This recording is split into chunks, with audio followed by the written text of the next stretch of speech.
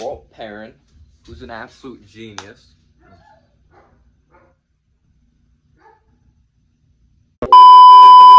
What's going on, guys? Welcome to Clutch People. I hope you guys are having an amazing day or night, and today I'm going to be talking about the most important pieces when it comes to this front office and just the coaching staff in general. Of course, we brought in Tom Thibodeau, who's a no-nonsense guy. We know his history with the Minnesota Timberwolves. We know his history with the Chicago Bulls. He's been a part of the NBA literally since the 90s. We brought in Walt Perrin, who's an absolute genius in the draft process. He drafted Donovan Mitchell, drafted Gordon Hayward, Rudy Gobert. He definitely found gems towards the end of the draft, and the Knicks need to nail on draft picks if we want to have a successful future, but knowing our luck, he will fail as soon as he enters that organization because it is cursed.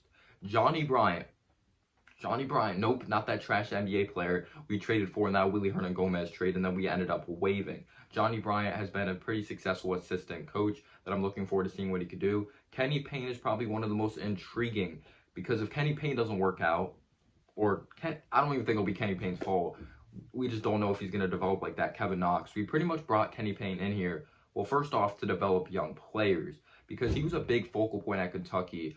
The Kentucky program did not like to see him go whatsoever. He was actually a big part alongside Calipari of why Kentucky, their program, was so successful. But I pretty much think Knox is on his last leg. If Kenny Payne can't develop Kevin Knox and get anything out of him, who really will? Because he knows Kevin Knox the most. He coached him when he was a freshman. I think Kevin Knox came out too early. I do think he has some ability. He definitely really dropped off this past season when it came to his efficiency. I believe his first 19 to 20 games, he was shooting over 40% from three. And the last 20-something games or over 30-something games, he was literally shooting 20% to lower than 20% from three. It was just unbelievable how bad he was. He stopped taking less floaters, though. I would say his style of play didn't mature. He got stronger. He did take it to the basket more. We have to see him finish more. Took less deep twos. He stopped chucking up like those floaters in unnecessary situations and started using his strength. He needs to execute from the free throw line. It's literally hard to talk about Kevin Knox after this last season. He has potential, but can Kenny Payne get it out of him? And Tom Thibodeau, being this no-nonsense guy, can he get it out of Kevin Knox?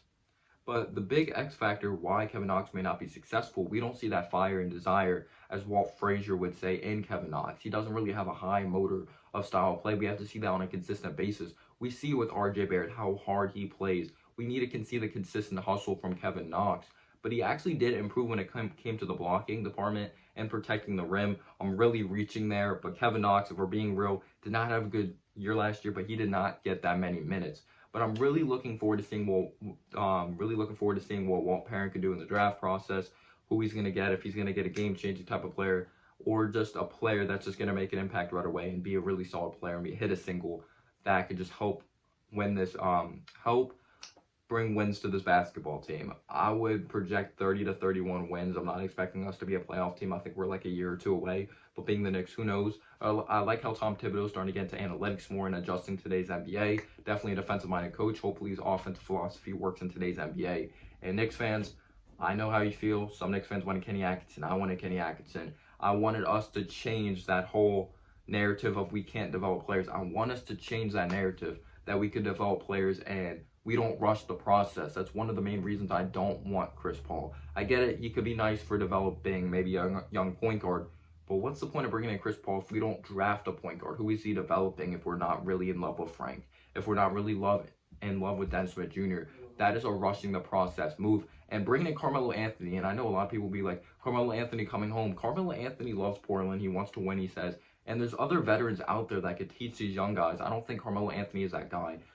Carmelo Anthony was not afraid of New York. I always respect that. But no, it's just not the smart move whatsoever. Have we not learned from the past whatsoever? Build this young team throughout the draft. Only get these veterans that can help out these young guys, contribute off the bench, and just really teach them. There's no need to bring in a Carmelo Anthony. We can't make the same mistakes from the past. We got to be patient. I know the Knicks have been bad for such a long time, but we can't rush this rebuild process.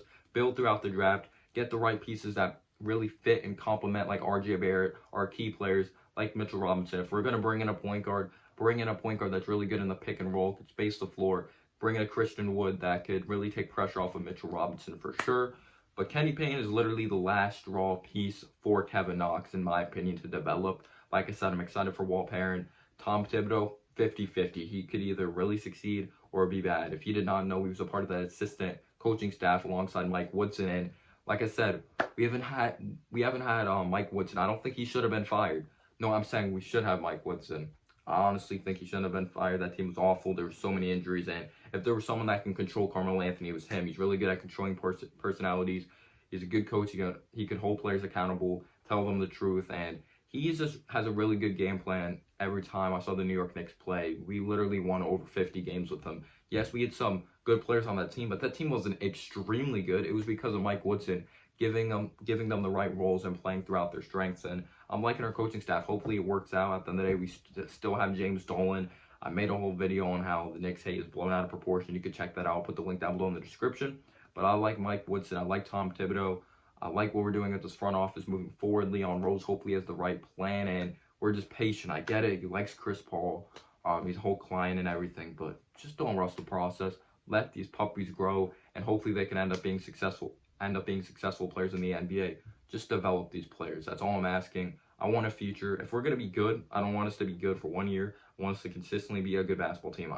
You may be saying I'm asking for too much, but I'm really not, because when we made the playoffs and it just wasn't consistently a good winning basketball team constructed well, if you know what I mean, with the contracts and everything. Let me know down below your thoughts and analysis. And as always, guys, have a humble day or night.